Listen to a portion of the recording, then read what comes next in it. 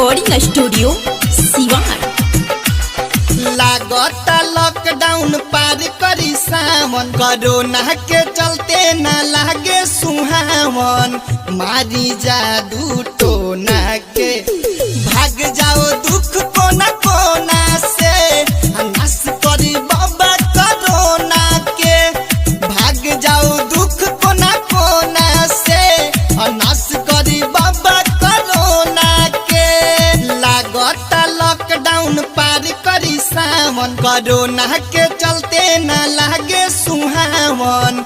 मारी जादू टोना के भाग जाओ दुख कोना कोना से, नाश करी बाबा कोरोना के। भाग जाओ दुख कोना कोना से, नाश करी बाबा कोरोना के। Snehi recording studio Siwan. DJ Manish Raxaul.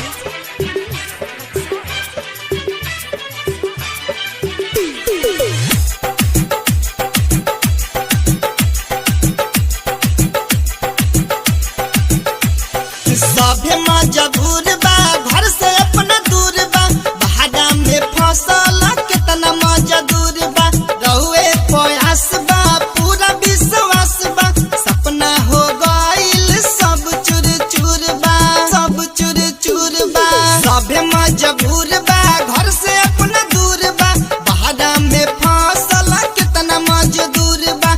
रहुआ प्रयास बा, पूरा विश्वास बा। सपना हो रउआ महाकाल, दुनिया लड़खड़ाइल बाली ही संभाल। हटी ना समस्या अब रोना से, भाग जाओ दुख